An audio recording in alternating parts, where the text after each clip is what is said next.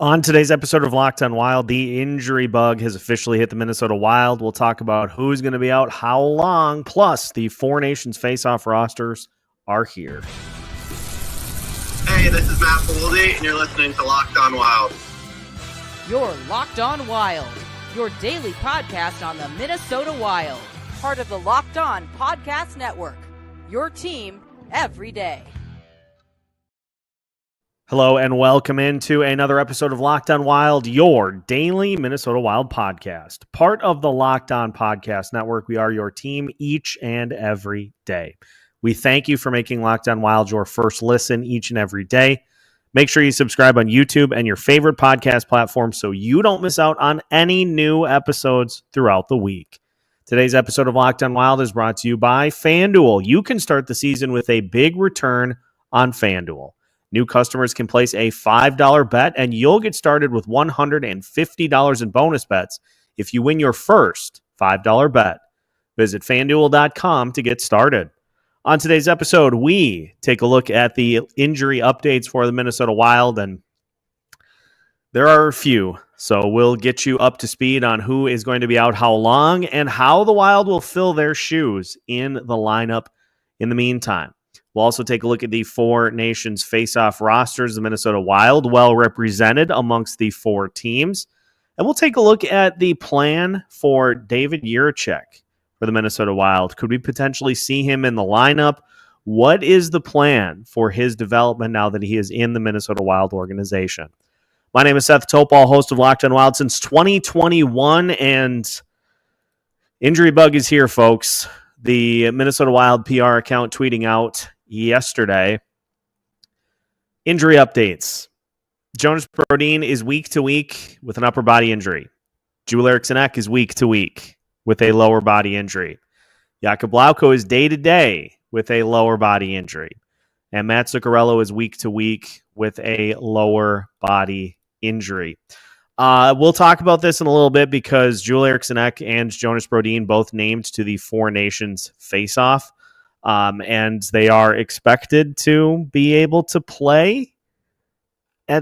So I'm hoping that means that they'll be back well before that. But these aren't players that you can just plug and play. These aren't players that you can just insert somebody in from the lineup to take their spot. It's going to take some maneuvering and some strategic placement to get these players to take care of what they do in the lineup while they are out of the lineup. And on a couple of fronts, I don't think this changes anything with the Matt Zuccarello timetable. It sounds like he's starting to do some initial, skating activities, really lightly starting to do some work there. So he's probably still a ways away, but at least is starting to get himself back into, kind of getting in that mode of being able to get back on the ice. Jonas Brodin puts on injured reserve, and that's more for a procedural instance. Kaprizov also put on injured reserve. That is due to being able to open up roster spots for both players. Now, the Wild could, depending on how long Jonas Brodin is going to be out, they could elect to put him on long-term injured reserve if they need to. But at this point, just trying to open up a few roster spots so that they can get some players up to fill those spots. Now, the big thing is, from a cap accrual standpoint, the fact that the Minnesota Wild have now Matt Zuccarello on long-term injured reserve, they're not going to accumulate any salary cap space while this is going on. It does allow you to go over the top of the salary cap while he's out, but they will not be accumulating any cap space while Zuccarello is on long-term injured reserve. And these are all retroactive placements, by the way. So it's not like the Minnesota Wild waited for this amount of time and then decided, like, for instance, to put Jonas Brodin on injured reserve, it starts from the moment that he started missing games. So just trying to create some roster flexibility by moving those players around. Lauko being day-to-day is obviously the closest to returning to the lineup, and I know he is a fourth-line guy, but that still would be a boost if he's able to come back. The Wild also recalling Travis Boyd and Reese Johnson from the Iowa Wild to fill those spots on the roster. So there's a lot to dive in here in all of these different instances. There's a lot to dive into. Let's start with the easiest one as far as which is most concerning. I think it's Joel Eriksson Ek because his is the least replaceable of the three. With Jonas Brodin, we have at least seen Declan Chisholm be able to step in and pair up with Jared Spurgeon, and that pairing has done pretty good since coming together. And since Jonas Brodin went out of the lineup, Chisholm, it just seems like he's starting to, stack good performances together as he gets more comfortable and gets more acclimated to being in the lineup on a regular basis. And we also have seen the emergence all season of Jake Middleton, who continues to be somebody that this Wild team has leaned on to lead that decor. But not having Brodin and Spurgeon together, you're looking at one of the best D pairings in the entirety of the league. As far as expected goals percentage, they're sixth in the NHL. And if you look at the expected goals against per 60 minutes, they are right up near the top of the list in that regard as well. But let's look at what we've seen so far from Declan Chisholm and Jared Spurgeon. Now, they've played 103 minutes on the ice together. So let's filter out, courtesy of moneypuck.com. Let's filter out to pairings that have played at least 100 minutes together.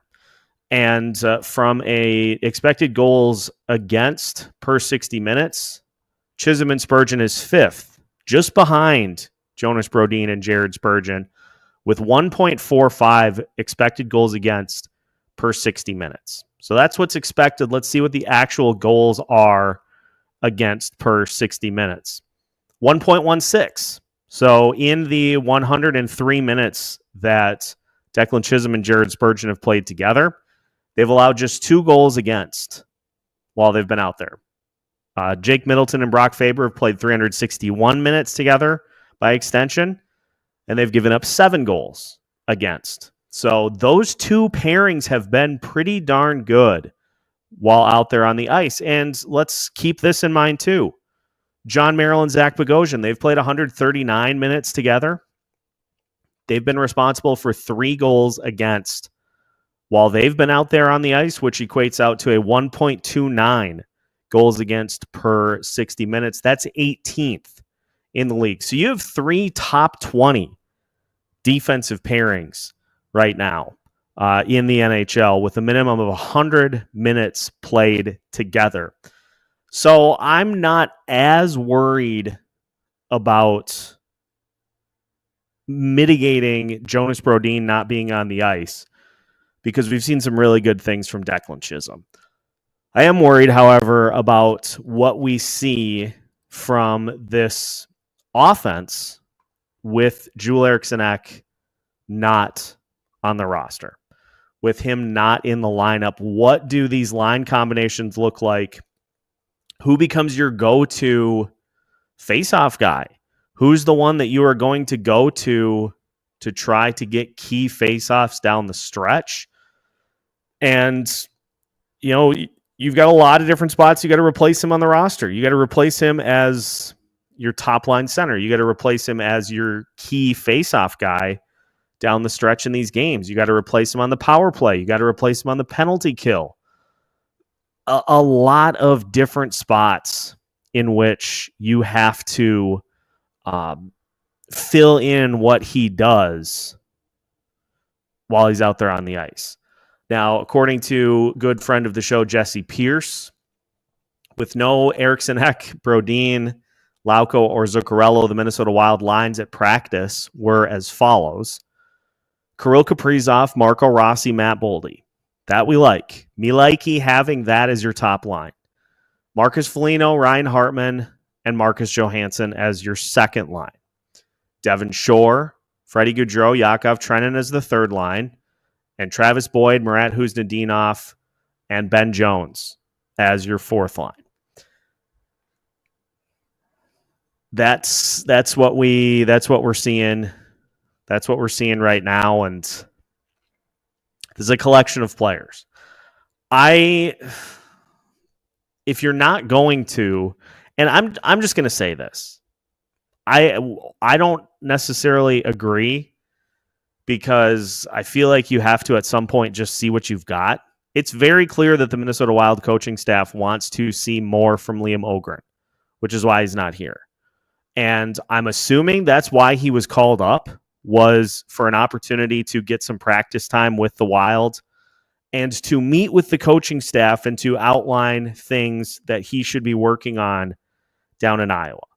It feels like he could help. It feels like he could slot in and help where this team is at right now. But it's very clear, based on the fact that he isn't, that the Minnesota Wild coaching staff wants him to be working on things in Iowa.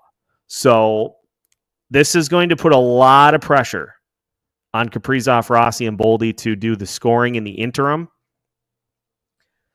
because the rest of those lines just aren't built to be scoring lines.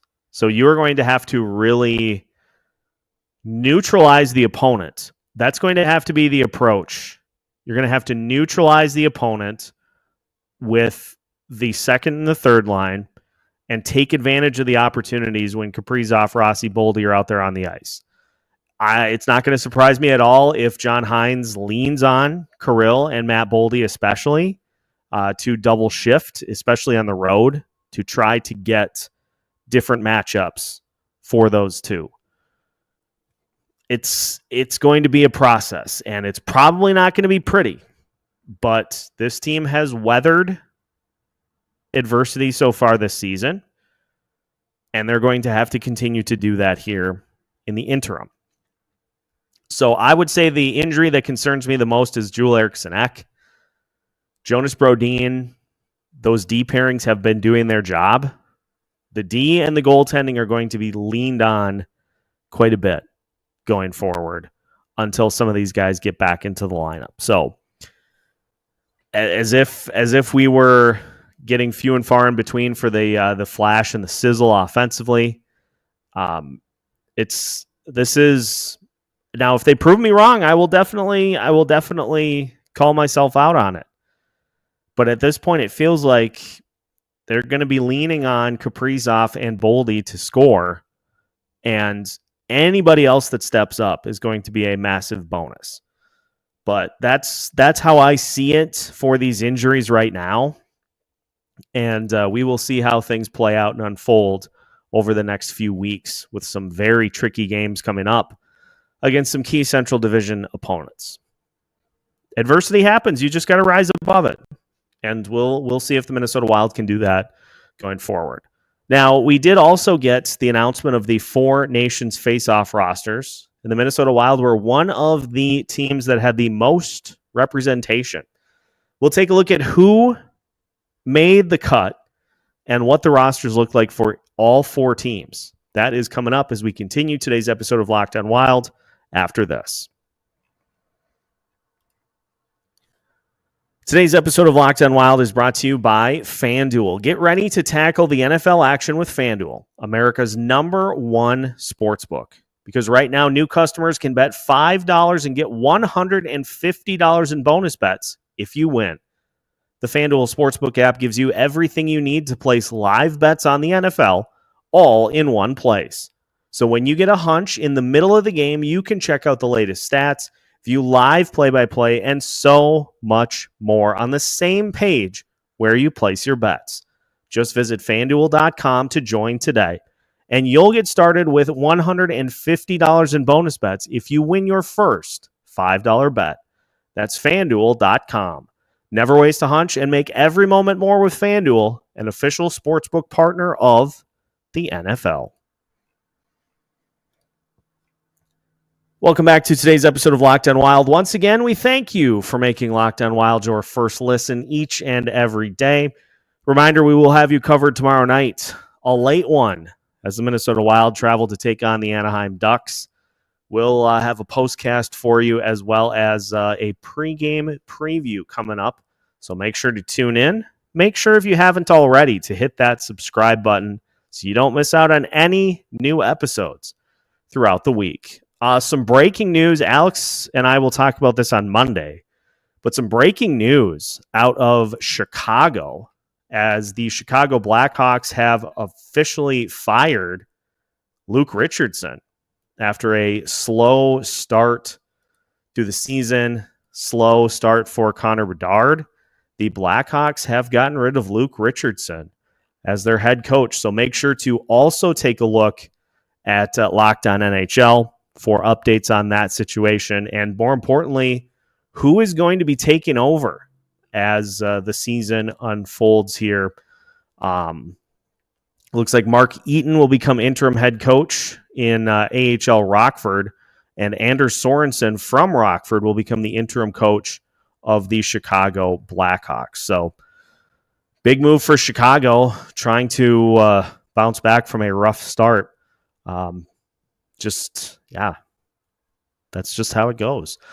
So the Four Nations Faceoff is going to be happening in February, and the Minnesota Wild will be sending 5 players to the Four Nations Faceoff. They include for Team Sweden, Joel Eriksson Ek, Filip Gustavsson, and Jonas Brodin. And for Team USA, Matt Boldy and Brock Faber. So Brock Faber and Matt Boldy both doing enough work to make Bill Guerin's roster for Team USA. And of course, Eriksson Ek, Gustafsson, and Brodin, stalwarts on the Team Sweden squad. And as I alluded to, Team Sweden fully expects that Eriksson Ek and Brodin will be able to participate. We talked about it in one of our previous postcasts. If they're still banged up, take the time to rest, please. I know this is kind of a fun tournament, but take the opportunity to just rest up and heal. I would much rather see that, but I can't fault them for wanting to represent their countries in this tournament. So here is how the roster looks. We'll start with Team USA. You got Matt Boldy. Now, these aren't official line combinations. This is just how things were put together for each of the rosters. So on offense, you've got Matt Boldy, Jack Hughes, Brock Nelson, Kyle Connor, Chris Kreider, Brady Tkachuk, Jack Eichel, Dylan Larkin, Matthew Tkachuk, Jake Gensel, Austin Matthews, Vincent Trocheck, and JT Miller. On defense, you got Brock Faber, Noah Hannafin, Jacob Slavin, Adam Fox, Quinn Hughes, Zach Werenski, Charlie McAvoy, and your goalies, of course, Connor Hellebuck, Jake Ottinger, and Jeremy Swayman. Look, you've got the best goalie. You got probably two of the best, two of the top 4 goalies in the NHL on Team USA's roster. One of the other ones is Filip Gustavsson, who we'll talk about here in a little bit. But the thing that I kind of enjoy about this roster is obviously you've got high-end scoring talent, but you also have both of the Tkachuk brothers. You got Jack Eichel, you got Minnesota Wild trade target Brock Nelson on the roster, and you've got Matt Boldy. So it's going to be interesting to see what line combinations we get. But putting somebody between Matthew and Brady Tkachuk, maybe put Jack Eichel between the two of them, it'd be fun to watch. It'd be fun to watch that line do their thing and kind of try to terrorize the other teams in this tournament. On the Canada side, your forwards, Sam Bennett, Seth Jarvis, Connor McDavid, Anthony Cirelli, Travis Konechny, Braden Point, Sidney Crosby, Nathan McKinnon, Sam Reinhart, Brandon Hagel, Brad Marchand, Mark Stone, Mitch Marner. On defense, you've got Cale Makar, Colton Parayko, Shea Theodore, Josh Morrissey, Alex Pietrangelo, Devon Taves, Travis Sanheim. And your goalies for Team Canada, Jordan Binnington, Aiden Hill, Sam Montembeault. I'll hold off on just general comments till we get through the rest of the lineups. But Team Sweden, Victor Arvidsson, Philip Forsberg, Gustav Nyquist, Jesper Bratt, William Karlsson, Elias Pettersson, Leo Carlsson, Adrian Kempe, Lucas Raymond, Joel Eriksson Ek, Elias Lindholm, Mika Zibanejad, William Nylander. On defense, you got Rasmus Andersson, Rasmus Dahlin, Victor Hedman, Jonas Brodin, Matthias Ekholm, Erik Karlsson, Gustav Forsling. And then your goalies, Philip Gustafsson, Jacob Markstrom, and Linus Ullmark. Not bad. And then Team Finland, Sebastian Aho, Eric Halla, Anton Lindell, Joel Armia, Rupe Hintz, Eetu Luosterainen, Alexander Barkov, Capo Kakko, Mikko Rantanen, Mikhail Granlund, Patrick Laine, Tuvo Tervainen, Arturi Lehkonen, Yanni Hakanpää, Esa Lindell, Rasmus Ristolainen. Now, these are all defensemen. Miro Heiskanen, Ali Mata, Juuso Valimaki, Nico Mikkola, and your goalies, Kevin Lankinen, Ukko Pekka Luukkonen, and UC Saros. So let's just go through this. The team that has the best forwards is Canada. McDavid, McKinnon, Crosby, Reinhart, Mark Stone, you name it. They've got fantastic forward depth. And that is a very well put together group for Team Canada. Goalies, it's Team USA hands down. Jake Ottinger and Connor Hellebuck are two of the top five. And Jeremy Swayman's no pushover either. And then you've got Philip Gustafsson is another one of the top five goalies in the league. So Canada, Jordan Binnington's fine. Aiden Hill is fine. Sam Montembeault is fine. But they're not Connor Hellebuck level. So I'm sorry. They just are not. As far as defense goes, this is really interesting to me. I think I would have to say Team USA's got the best group of defensemen led by Quinn Hughes, but Adam Fox, Charlie McAvoy, Brock Faber, Noah Hannafin, Zach Werenski, Jacob Slavin is pretty darn good. You've probably got the top end with Canada, with Cale Makar, but I think depth-wise, Team USA's got the edge there. As these events, as these showcases typically do, it's going to come down to the U.S. and Canada. That's how it's supposed to be, because that's where most of the NHL talent comes from. But it wouldn't surprise me if Finland or Sweden at least make it close. Keep it close. As long as somebody knocks off Canada, that's fine with me. I just want to see Team USA handle their business. That's really all. That's really my only requirement. That's all I'm looking for as we roll. So those are your rosters. Should be interesting to see how this tournament plays out. As I mentioned, the Swedes fully expect that Jonas Brodin and Joel Eriksson Ek will be able to participate.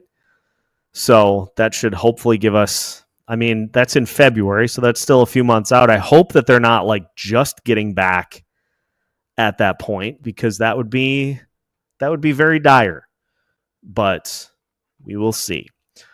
So those are the Four Nations Faceoff rosters. When we finish the show, when we come back, I want to talk a little bit about the plan of attack for David Jiricek, because he's been getting mixed in practice. And I just want to talk through some of the options for how he fits in, how he gets some time on the ice. We'll talk about that as we finish today's episode of Locked on Wild after this.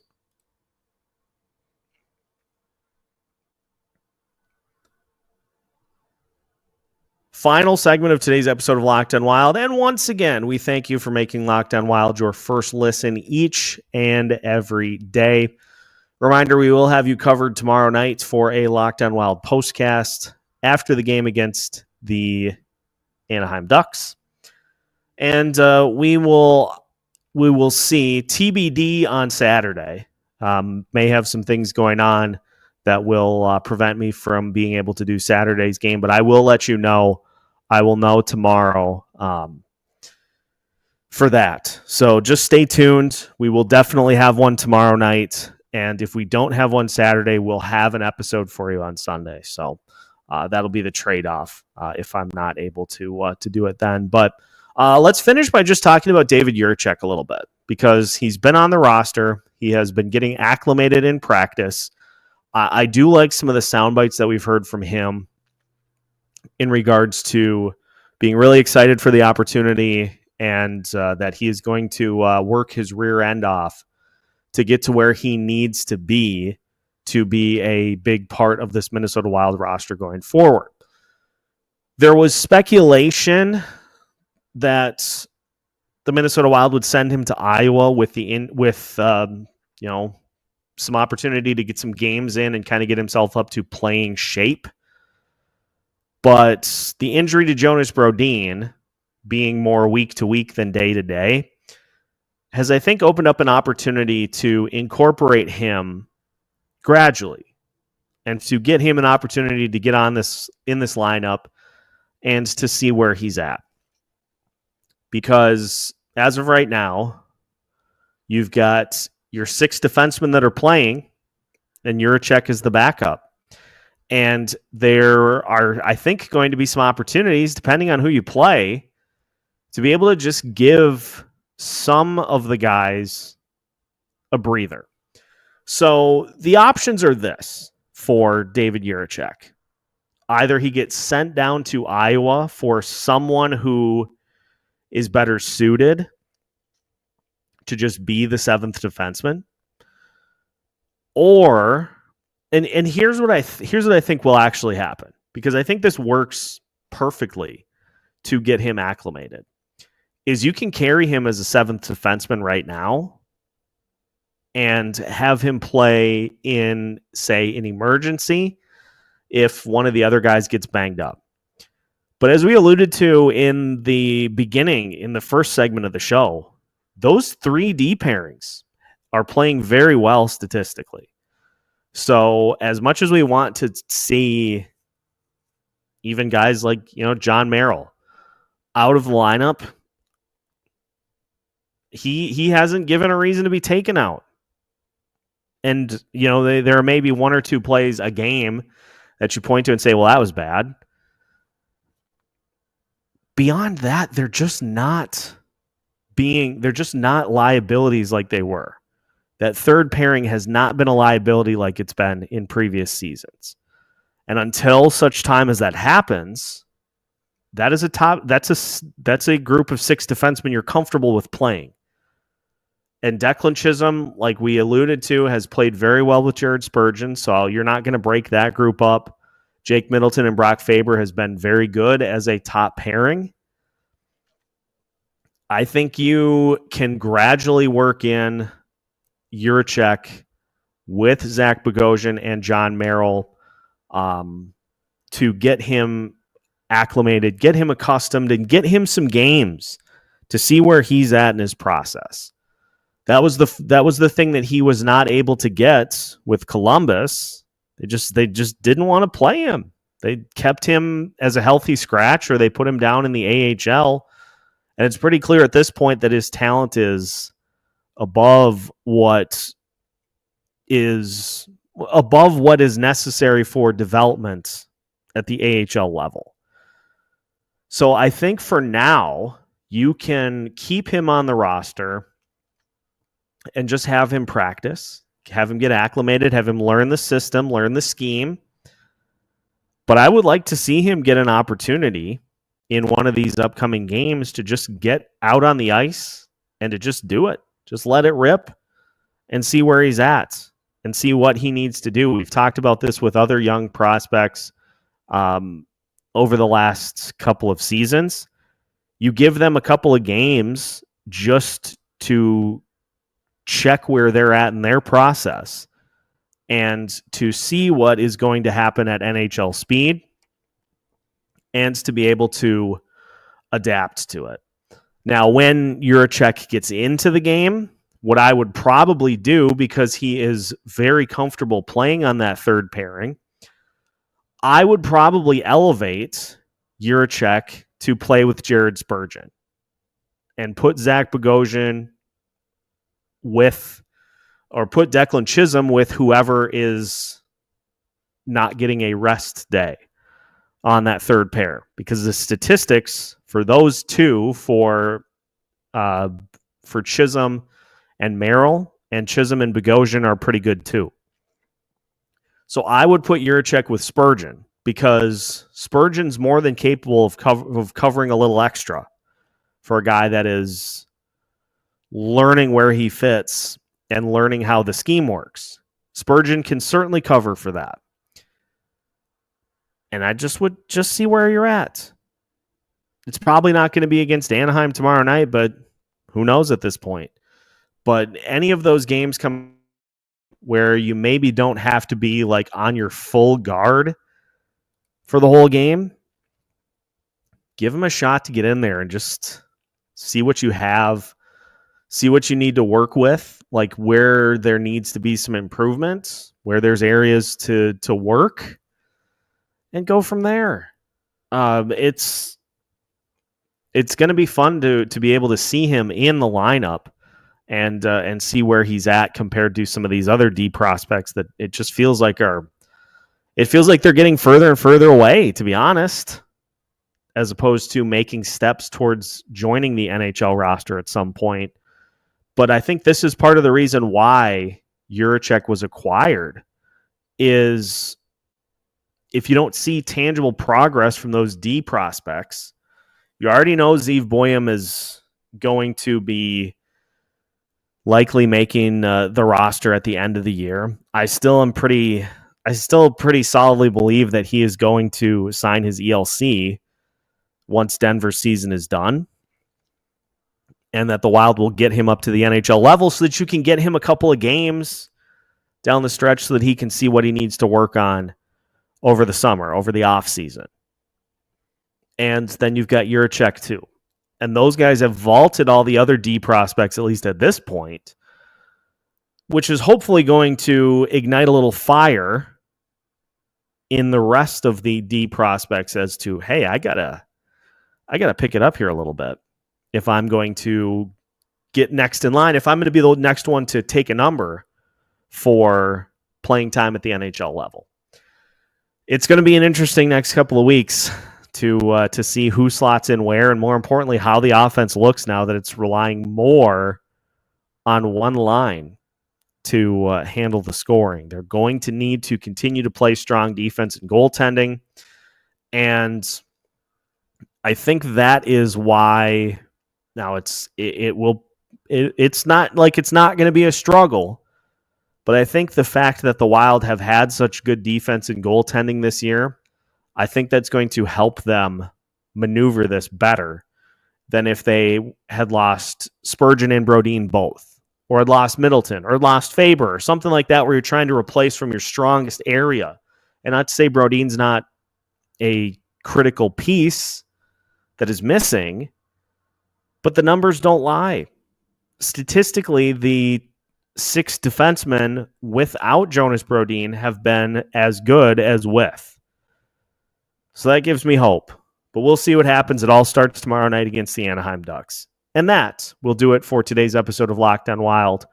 Once again, we thank you for making Locked On Wild your first listen each and every day. Make sure you subscribe on YouTube so you don't miss out on any new episodes throughout the week.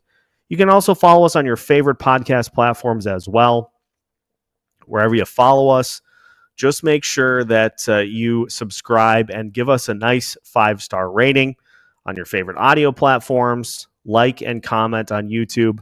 All the engagement helps make it easier for other Minnesota Wild fans to find the show. So hit that like button, and we will see you tomorrow for a new episode of Locked On Wild right here as part of the Locked On Podcast Network.